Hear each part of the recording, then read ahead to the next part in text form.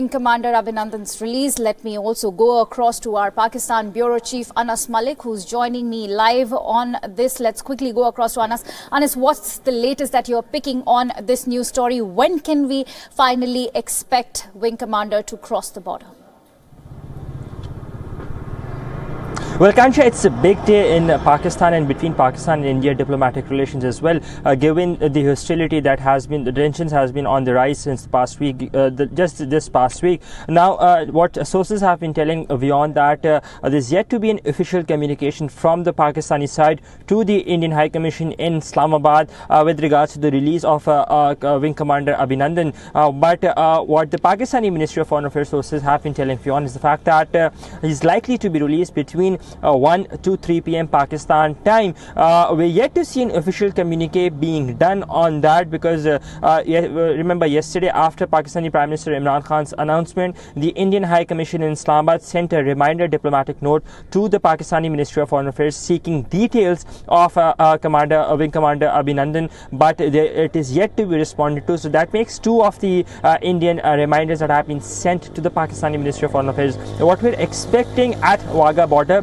right here where we're standing, is that somewhere between 1 p.m. to 3 p.m. is when Wing Commander Abhinandan is likely to cross. But by and large, this gesture has been seen as a peace gesture in Pakistan. However, it did follow some criticism from the opposition parties, saying that he should not have been sent back, or the announcement of sending the Indian Wing Commander shouldn't have come this early, and that he should have been held back for some time. But by and large, it has been taken within Pakistan. It has been taken as a much wiser move from the Pakistani Prime Minister. Yes, Akansha. Absolutely, it's heartening to see how Imran Khan has actually battled that opposition. But now, thank you so much, Anas, for bringing us all the details. Our eyes will, of course, be on Pakistan between 1 to 3 p.m. As you rightly mentioned, we will continue to track this development.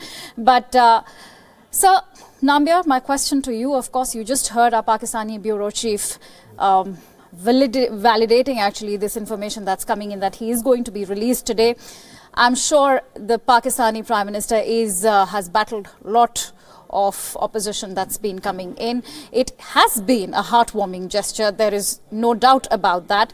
But should we actually see this entirely as a peace gesture, and as the armed forces yesterday pointed out that this was in consonance with the Geneva Convention? I would call this a good gesture. It's not necessarily a peace gesture, because I don't think that the release of the Wing Commander is going to necessarily bring straight away bring de-escalation to a hard stop. I don't think that that is necessarily so, because the Indian argument has always been that it is the terrorist structures in Pakistan that need to be addressed, and Pakistan must provide satisfaction on that account. It is in line with the Geneva Conventions, and I think this is perhaps one of the earliest releases of a prisoner taken by Pakistan in any kind of an exchange with India in its history, perhaps. And to that extent, it is a good gesture. But I don't know if it is enough. It's whether it's good enough to bring peace into... Absolutely. And since you mentioned that whether or not this is enough, I'm going to bring in Ambassador Prakash on this. Ambassador, if you can hear me, Sir just mentioned that is this going to be enough? Do you think that Wing Commander Abhinandan's release has also digressed all the attention of the terrorism issue away? Am I audible, Akanksha? Absolutely, you are, sir. Okay. Now, there are two aspects to the whole thing. One is our main objective, which we are not losing sight of. We are very clear as daylight about our main objective, and that is to dismantle or persuade Pakistan to dismantle, help Pakistan to dismantle, if needed, the terror infrastructure in Pakistan. Now, that is a long haul. As High Commissioner Nambiar said, this is not going to happen in a hurry. We have to stay the course, and we have to kind of keep using all instruments at our disposal to do so. So that is one. We are not losing sight of that. We are very clear-headed. Then there is the immediate objective of getting our pilot back. Now, as far as Pakistan is concerned, unfortunately, it has never distinguished itself by recognizing or respecting either Geneva Convention or its own commitments. So I don't think that we should be kind of talking about Geneva. All right, I mean, let's talk about Geneva Convention, but Pakistan is known not to have adhered to it. But sir, what is it that it has been pressurized to adhere to it now? Yes, not the Geneva Convention. Well, that's what I'm saying. What has been pressurized is that Pakistan has found itself absolutely alone, or more or less alone. Mm-hmm. Even the friendliest of countries have been weighing in. I'm sure they also encourage them.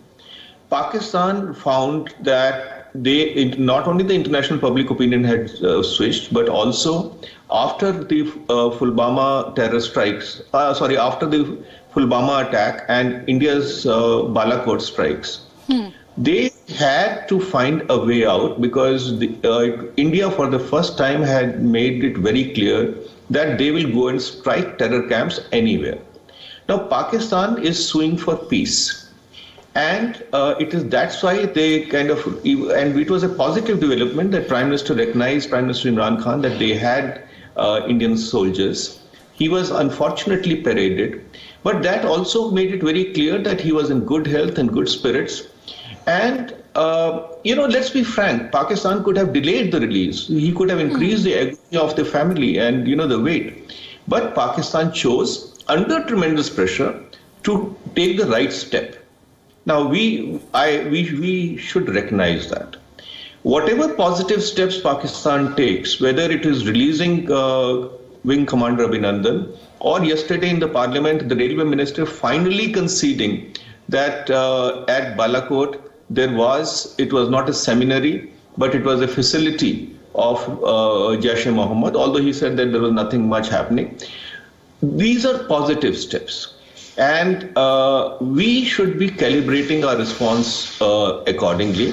We have no interest in either escalating or to getting into a conflict situation with Pakistan. So what I'm trying to say is that we have the immediate objective and we have the larger objective.